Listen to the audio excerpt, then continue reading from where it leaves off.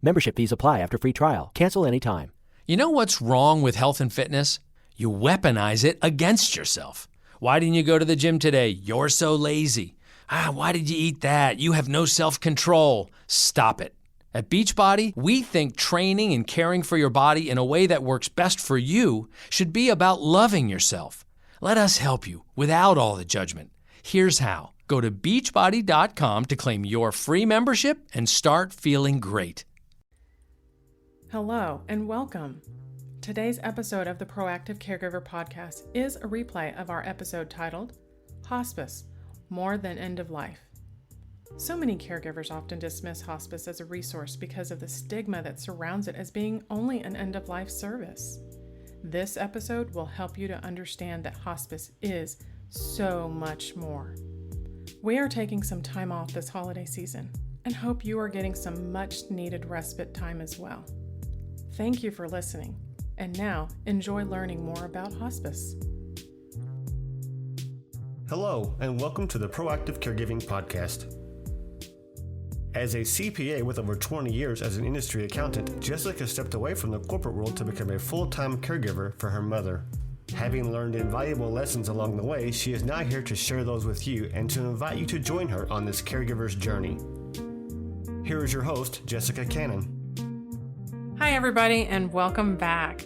I'm here today, and I really want you to be able to listen in about a topic that people don't really quite understand, and that's hospice. This is something that I came across through various different type of groups, and it was very eye-opening to know what it is and what it's not. So let me introduce you to Yolanda Campos-Smith. She is a nurse of 31 years, but her last 6 years has been in hospice. She's also a community educator of hospice services. She loves working in this area, and I love learning from her. So without further ado, thanks for coming on, Yolanda. Well, thanks for inviting me. I'm so excited that you're having this topic today. Everybody is so afraid of that word hospice. I just love that you're out there educating people. Right. So caregivers often dismiss hospice. It's a resource that has a little bit of a stigma to it. And, you know, when you say hospice, and like I did myself, the first thing that came to mind was end of life.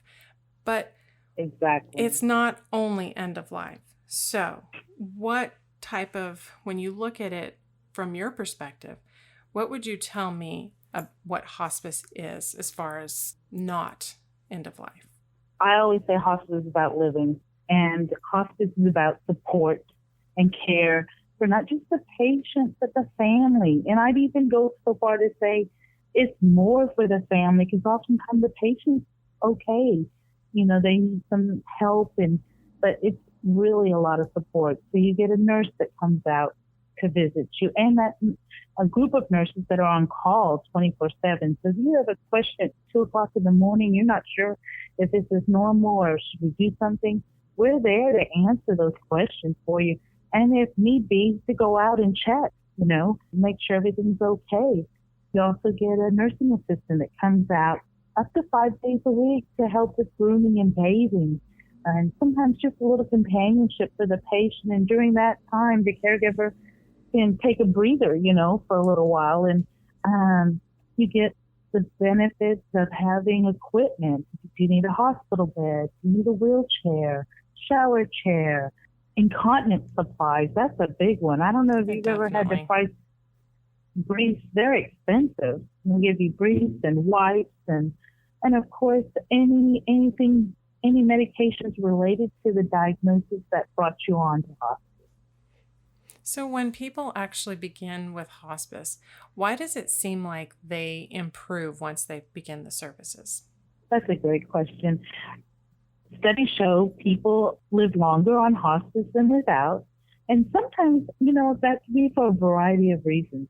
Sometimes that patient was a little isolated. Maybe they weren't able to get out and were isolated in the house. Sometimes they get a little lonely or even depressed about what's happening in their life. And they get all these extra, I like to call them friends, that come by and visit a few times a week. And we also have a social worker and a chaplain that check in on them. So that's a lot of extra set of eyes. Mm-hmm. We try to catch things early, maybe a urinary tract infection or maybe a respiratory. We try to catch things early because we do come by often. And so, yeah, their health is better maintained, and we're also keeping an eye on their medications. True. You know, True. because sometimes maybe they forget to take their medicines, or we even had some patients not taking them. They tuck them under their mattress kind of thing. Mm-hmm. So just a bunch of extra eyes to kind of catch things and kind of manage things a little bit better in the home setting. Right. And it's definitely helpful. I know my mom used to tell me stories about her father when he was needing extra help at home, that he used to hide his medication, or he would pretend he was taking it and hold it under his tongue. And at the time when she told me about those stories, I thought, well, that's kind of odd, and that's funny, or that's interesting, or that's scary, or just however the context was at the time. And then later, fast forward, I'm taking care of my mom, and I started keeping an eye on her as she was taking her medicine, and started asking which pill was for what ailment. And that's when I thought, oh, I need to keep an eye on her to make sure she's not trying to hide her medications and not take certain ones, or yeah. Well, another good thing about the medications is, people think once you're on hospice, we stop everything. Right. And that could not be further from the truth. Of course, we're not going to want to stop blood pressure medicines or things for diabetes or things that are going to make you worse. Of course, but there's certain things that are more preventative, maybe like, let's say, some of the Alzheimer medicines or maybe cholesterol medicines that are just extra pills and not going to benefit us at this point. Mm-hmm. We'll stop those. Because, can you imagine having to take 7-8 pills a day every morning? Some people don't want to. Now, if they still want to and it's not going to harm them, we'll let them continue. I always like to say the patient, the family, or the captain of the ship, we follow your lead. We give you the information. These are your options. Mm-hmm. And then, so a lot of times people often get rid of some of those preventative kind of medications that aren't going to make a difference at this point. And because, patients don't like to take extra pills. No, I know the more medication that my mother was prescribed, the more of a argument there seemed to be when it came time to taking her medicines.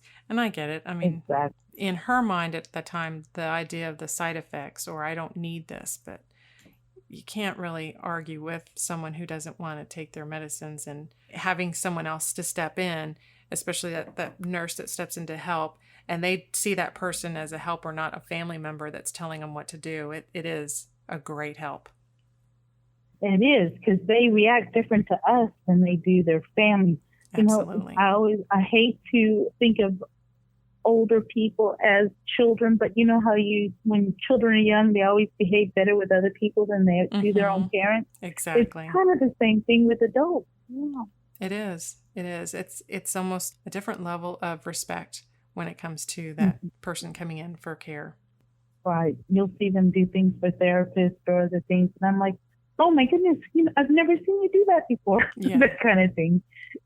Almost showing off, Right. So they have their end of life. So that's someone who is literally, I don't know if you give it a number, even 24 hour, 48 hour, 72 hour. But then there are those that are in this preventative stage where it's not quite the entire end of life. They just need extra hands-on. They need extra or additional help in the home or wherever they are, if it's in a facility. So hospice can actually step in and not be that entire end of life. Exactly. So, that end of life thing, it just all, when we say that, people just think of death. Mm-hmm. And really, it's, if you think about it, we all are in the process of dying, right? Right. I could walk out the door today and be hit by a truck, and that's the end of me. So we don't have that crystal ball. We aren't able to say, but we do see signs that help us tell that somebody's going to qualify for hospice. So generally, the rule is that if a doctor was to say that without any intervention, and meaning without any medical treatment of whatever your condition is, he would not be surprised if you would pass within 6 months to a year. Hmm. Now, sometimes we will see signs like loss of weight, a loss of appetite, loss of muscle mass. Have you ever seen somebody that maybe they're not so thin, but they just look frail? Right. They look like weak, and they're having a hard time getting up and moving around. Loss of function. Maybe before they've never had accidents, and now they're having very frequent accidents. Urinating in their pants, or having an accidental bowel movement, or even accidents like tripping and falling a lot. Having frequent same infections like UTIs or upper respiratory infections or pneumonias even. So some people, especially Parkinson's, some dementia patients, have problems swallowing. Their muscles get real weak, and so they swallow a little bit of the food into their lungs, and they end up with pneumonia frequently. And that's another sign that we'll start to see. So we have enough of these signs that we can document, then we know that, they have a life-limiting illness. And so if without any intervention, pneumonia can kill somebody, especially an older person. So we really need to manage that closely. You mentioned that without any intervention, even UTIs, those are silent killers. Exactly. People become very confused with UTI. They get what they call urosepsis, and that's when they get the infection in the urine and even into their bloodstream. People can truly die from sepsis. It makes them very confused and very sick very fast. So that's another thing we want to keep a close eye on. So if you're not taking your loved one to a doctor, and not that you're not taking it at all, but if you're not going on a regular basis, or if you're not able to see those cues and someone's needing additional help, how soon should someone look into hospice services? Well, all they have to do is call in a local agency. There's several agencies here in town, and somebody can come out to talk to you. So sometimes, they can always ask the doctor. The doctor can make a referral, but even just calling an agency and they'll send somebody out to talk to you and explain it all, see if you meet Medicare sets these guidelines for us. And if you meet the qualifications, we can just go talk to your doctor, get the order, and get all that set for you. However, sometimes we see a patient and they're pretty close, but they're not quite there yet. There's another program that we have called support services, where somebody checks in with you frequently just to make sure there's not any changes, because you would be surprised. Sometimes I see a patient and they're not quite ready for hospice yet, but they're pretty close. And then a couple of days later, the family calls, there's been a big change. And sure enough, sometimes it's just dramatic from one day to the next. Yeah, I've seen it with my mother. So then there are the caregivers that, and I fall into this category, I'm guilty of it myself. Before I even considered looking into the hospice services, one of the things that kept me from going forward was, one, I kept telling myself that I can do this. I'm capable of doing a lot of things that I honestly really wasn't capable of. And the other thing was, because I kept telling myself that I was capable of handling this care on my own, that I was saving her money. So how are the hospice services paid for? That's a great question. I'm glad you brought that up. Medicare, Medicaid pays us 100%. Most insurances pay for hospice too. It has a hospice benefit, and we can, some retirees have like a commercial insurance plan. Most of those have great coverage as well, but we could go over with you on that. But Medicare, Medicaid is 100%. And that includes those pricey briefs and the wipes and any supplies you might need for extra safety in the home, like the shower chair, the wheelchair. And, that generation, our generation of, our 80-year-olds and even 90-year-olds are still doing very well sometimes. But that generation was big savers. So they just want to say no right away because they think it's going to cost them a lot of money. Exactly. And it's really a lot of help that you've already paid with your Medicare dollars through your, payroll taxes. And it's a shame that more people don't take that benefit and use it.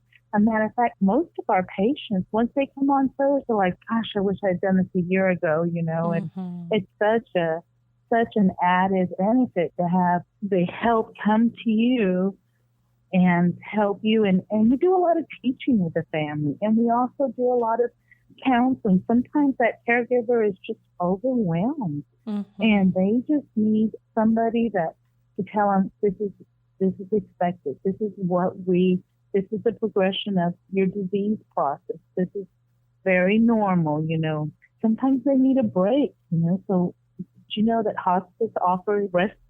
Interesting. How does the respite program work? Okay, so respite is to give the caregiver a break. And then you can also, sometimes I tell people, you can use it for an emergency plan, or you can use it, say the caregiver's family has a graduation or a wedding that they know is 3 months down the road, but there's no way they can go unless somebody cares for a grandma or a patient that's on hospice. And so we will put a patient in a facility of your choice. We'll get something convenient, or you tell us where, and we'll go make a contract with them. And hospice pays for 5 midnights in that facility. That's incredible. Yes. So they're getting the care they need, and we still go over there. Even though they're in a facility, our caregivers go and bathe. Our nurse goes and checks on them. And then after the 5 days, they come home, or we've had some families that needed maybe 7 or 10 days, and they make arrangements for the facility for the last couple of days. So it's a nice option, a nice benefit. The caregiver gets time to recharge her batteries and just feel like, because it's overwhelming. I know you're taking care of your mother and you do it out of love, but it's still very overwhelming. Definitely. I know that love is what drove me in the beginning, but I did eventually reach that point. Then I started to see that some of this stuff was not just beyond my knowledge medically, but physically it was starting to become more and more overwhelming. And knowing that there is something that I could reach out, a service that I can reach out and find for this respite care, and know that my loved one's going to receive continuous care, so that I can not only step away and just take a day, because I've had the opportunities every now and again where I would get an outside caregiver, find another company that would come in and would give me those couple of hours a day. But there were so many times that those few hours just were not enough. Wasn't enough. Yes, it left me wanting more and more and more. But having something being able to plan and have something to look forward to, like a mini vacation or something, 5 days is definitely a time to step away and recharge those batteries physically, mentally, emotionally, spiritually, and then come back into that caregiving role. That's a blessing. It really is, because, and there's been studies that show that caregivers sometimes don't outlive the patient because it's so stressful. It's a syndrome called caregiver burnout. And if you don't take those breaks, and most caregivers, some have children and a husband or, spouse at home, and on top of that, so they're kind of sandwiched between the mom or the grandma or whoever they're caring for and their own family. That's a lot on one person. It is. Yes. It is.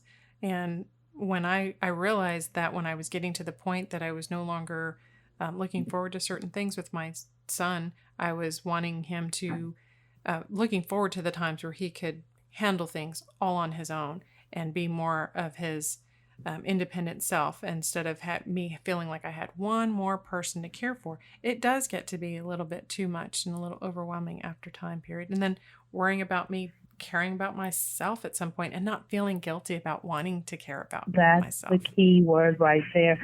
A lot of caregivers feel obligation and guilt that I have to do this. But I've been a nurse 31 years, and I'm telling you, I couldn't do it by myself. You burn out, and you hear these horror stories of people that have injured their loved ones out of anger or frustration. And it really does get to that point, and so it's important that somebody step away and recharge on a regular basis, and then I just did this the other day with one of our patients, went by and saw the spouse. Sometimes the grieving process, especially with dementia patients, I say even more with dementia patients, because their personality changes and they start grieving and say, this is not the man I knew 6 months ago.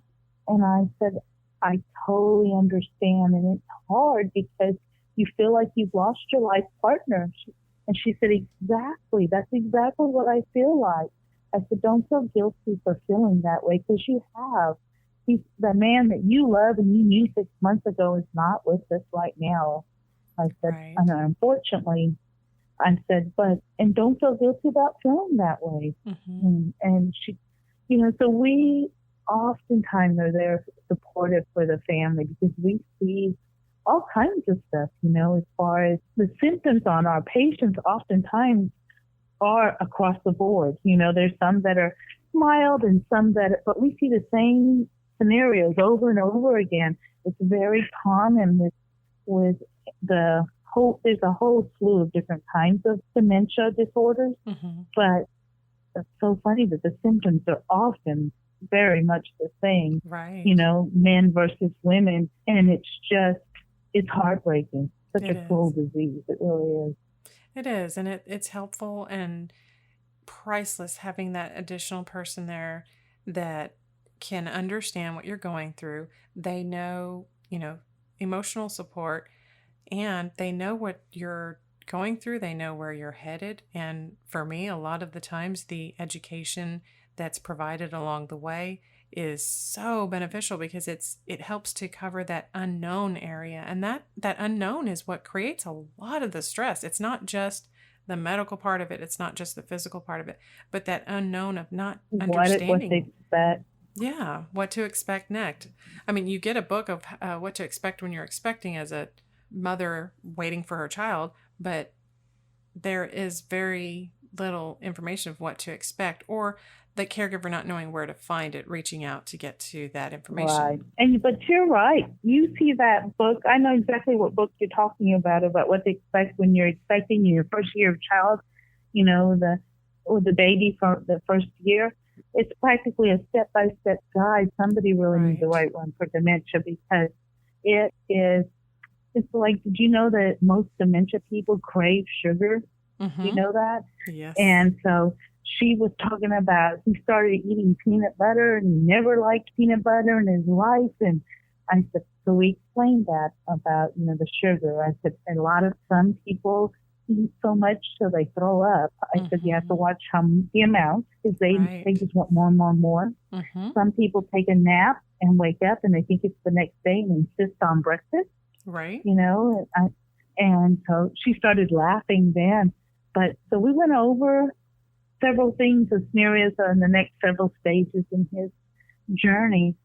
And she had actually taken care of her mom with Alzheimer's. And she said, her mother was nothing like this. I said, everybody is just a little bit different. Not everybody has all the same symptoms. But, I know we're talking a lot about dementia, but CHF, COPD people have their own things. They get that anxiety because they feel like they can't get enough air in. And so there's a lot of symptoms that we're used to seeing, and we can tell the patient, okay, this is normal, and expect that. And we try to do that all along, because just like you said, it's the unknown that is so scary. And if okay, my nurse said this is normal, this is what expected, this is what I'm going to do. Or we always tell you, if you don't remember what we told you, call us and we'll walk you through it. So. Definitely. And that's why I also like that hospice works closely with your physicians. So that unknown, not knowing which doctor needs to, some things are a little obvious, but some things are not. And even when you do have the right physician, you make the appointment, sometimes the explanations, not always easy to grasp. Or when you get that explanation, knowing the range of what's normal and what's not. Again, that's where a lot of that stress comes in. Well, right. And then, trying to get a hold of a doctor at 2 a.m, not likely, right? Right. So, and we also give the families what we call a comfort kit.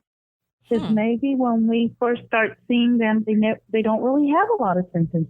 But when do those things always happen? It's 2 a.m, right? Right. So we give them a little emergency kit, what we call the comfort kit, and it has something for pain, something for nausea, something for anxiety, something for constipation.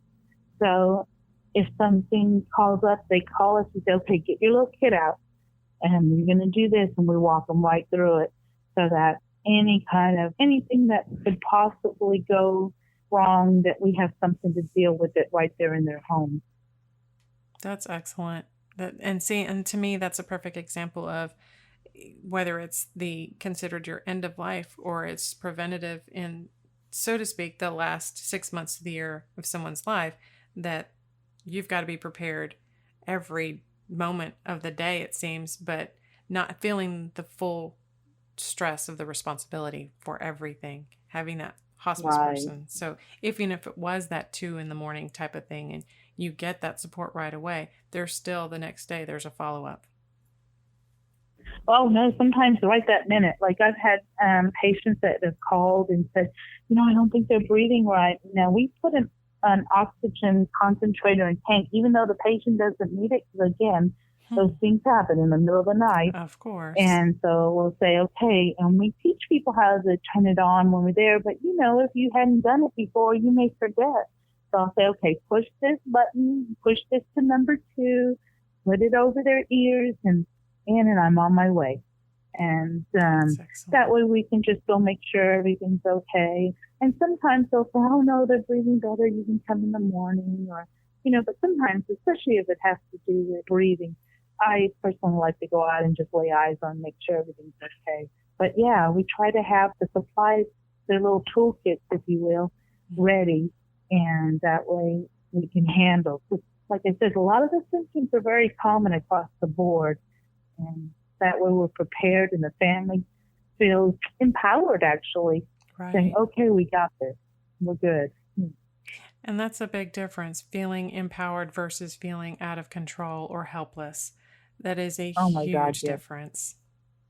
So then you get a chance to work with the families on so much more of a level than you do with the care recipient, being that you're counseling them, you're educating them, and they have even a care plan that's built for the family. Exactly. We do, because every person is different. Every person's situation is different. Their symptoms are different. But as they progress or even decline, we know that some of the same situations are going to happen. So we had a patient recently that the patient himself was not able to get up and transfer anymore like he was, and he was getting weaker and weaker.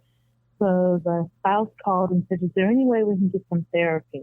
And we said, sure, we can send a therapist out. I said, but it's not going to be the therapy that you're thinking of, that he's going to get stronger. We're going to have him walking again. We're going to be doing all that. This therapy, we're going to show him exercises he can do to kind of maintain his strength. But it's more to show you and the patient how to safely transfer from maybe a wheelchair to the bed, or from the bed to or from the wheelchair to the couch, or whatever his needs are at the house. And so we had the therapist go out for 6 visits. And so I said, they gave us a bunch of exercises he can do right in the chair. And they were very happy with that. So even though it's not the kind of rehab that she was thinking of, it was still a solution. It still buys them some time, keeps that strength going. And we're educating both the wife and the patient how to transfer safely. That's excellent. It's such a relief having this service. And it's such a shame that so many people would dismiss it just because they think end of life, oh, my loved one's not about to die, or he's not that far gone, or she's not that bad. I've heard those comments, and I've had doctors tell me that, and then I come back and follow up, and I say, how's Mrs. So-and-so? He said, oh, she passed 2 weeks ago. And I want to say, what a shame, because she was definitely a candidate 6 months ago, and look at all the help we could have given the family Right. And that's why I said if you're struggling to get to the doctor, it's hard to get that patient in the car and get them in. I mean, that tells you, okay, we need to bring the care to you. Mm-hmm. I wish I could change hospice's name. I say that all the time. Right. So I could just put support care or more care or something.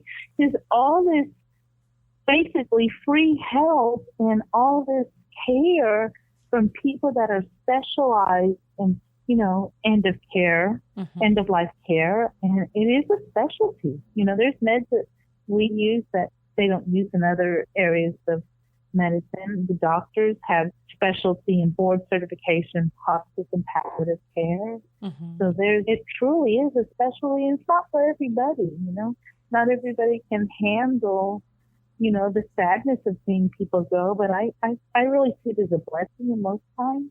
Mm-hmm. Because that patient is no longer suffering or they're ready. Sometimes you just see it in their eyes. They're ready, They've lived their life and they're ready to join whoever on the other side. Right.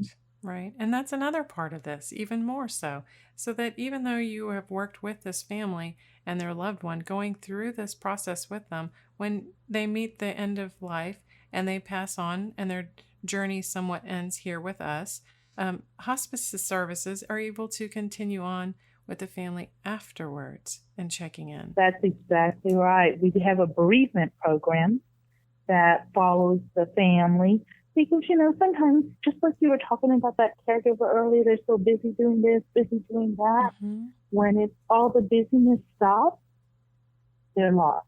Yes. They're like, oh my gosh, what now? Exactly. And their whole purpose, maybe from the last several years, is all changed right now. Mm-hmm. So, yeah. And we've also even developed friendships with these families and patients. And it's, we go to funerals and I have had former families still keep in contact with me, and I love that, because you were privileged enough to be there at a very special time. Right now, when they're going through it, doesn't feel so special. But when they look back and think about it, it was a very special time. Exactly. It was a pleasant experience knowing that you were there helping them along and supporting them emotionally throughout their scary journey. And it's amazing, like you said it that way, and I've experienced it a little bit so far, is that my days, my routines, my calendar appointments, everything was evolving around my mother's needs and her schedule. And when it came to a point of transitioning her from our in-house into a proper facility that she was getting better care, the care that she was needing, it was a little bit of a shock to me afterwards, not knowing what to do with my days, and they weren't as filled with appointments or care issues that I was having with her. The routines just totally changed, and it took me a while to adapt to it and realize that I could start making different plans and working on different projects. I kept feeling like I was going to have to drop everything any moment to rush to her side, and it wasn't the case. It was a weird and strange transition for me.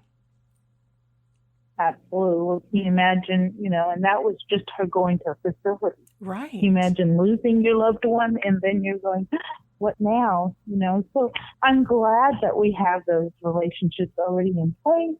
And that's what's good about it when somebody comes in with time to develop. Mm-hmm. So what's sad is when we get the referral and they maybe have 2 weeks with us. It's hard to make those bonds in 2 weeks. Right. But the fact that you're there and the services are there, and it's so important to consider these services and knowing that they are covered through Medicare, Medicaid is even more so reason to look for it and not avoid it. Because I know I avoided thinking that not only was I trying to do things by myself, but I was trying to save her money, and that's not the case. And knowing the services that were there, that I could have learned more, because I know I was in situations myself when I'd have doctors ask me, have you been checking your blood sugar? Yes, I've learned how to do that. It's a little difficult. She hates it, but we manage. And then when they ask, have you checked your blood pressure? Okay, now that's a different issue. Some of these things I felt uncomfortable doing myself and didn't feel like I would be adequate enough or would notice pick up certain things that nurse would. So knowing that these services are available and how much peace of mind comes out of this. I mean, that in itself is priceless.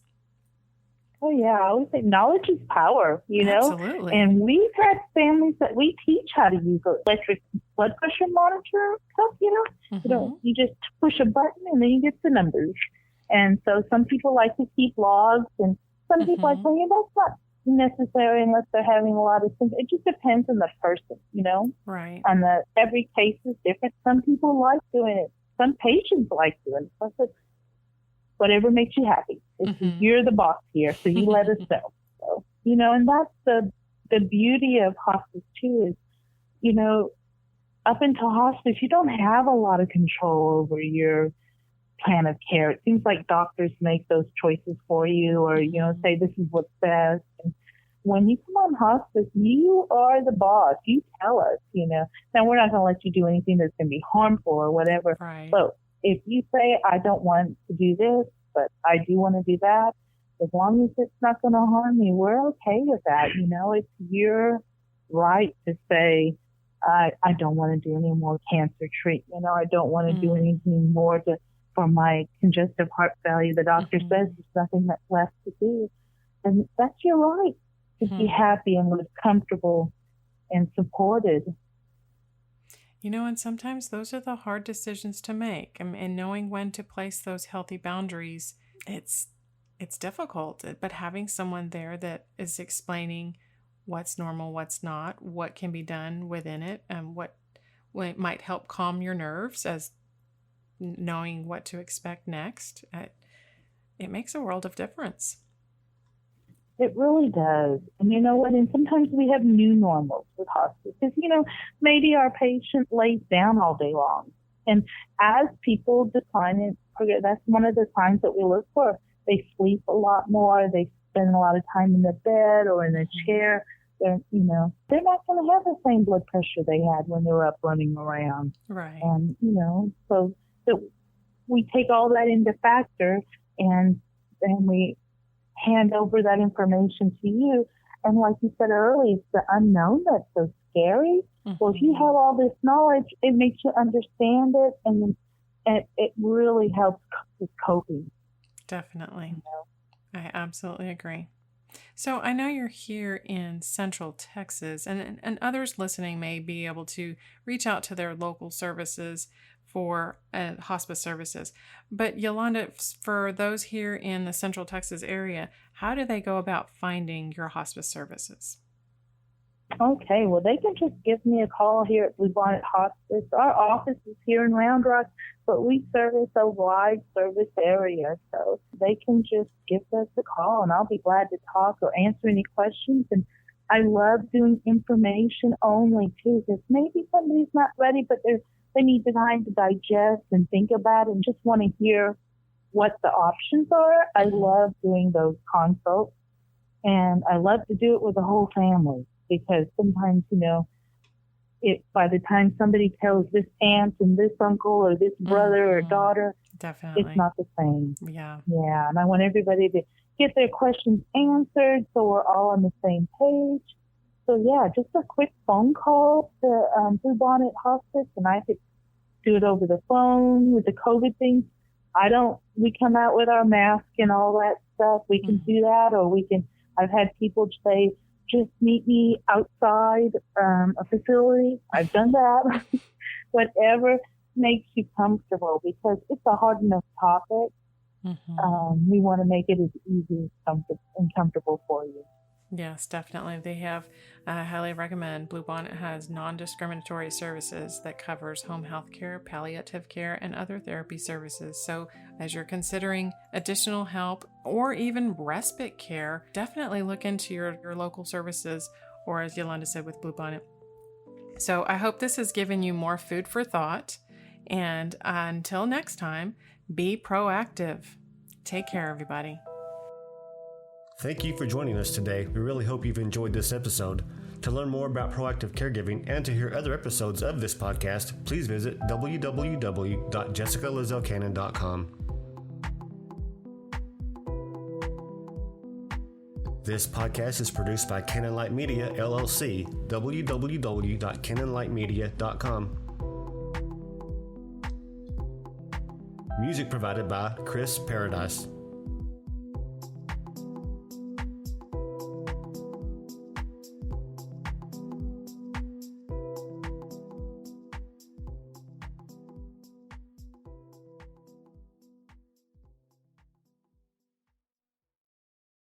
Mary redeemed a $50,000 cash prize playing Chumba Casino this year. I was only playing for fun, so winning this was a dream come true. Chumba Casino is America's #1 social casino experience. It's serious fun. With over 80 casino-style games to choose from, you too could win life-changing amounts of cash. Be like Mary. Log on to ChumbaCasino.com and give them a whirl. That's ChumbaCasino.com. No purchase necessary. Void where prohibited by law. 18+. Terms and conditions apply. See website for details. The voice in the preceding commercial was not the actual voice of a winner.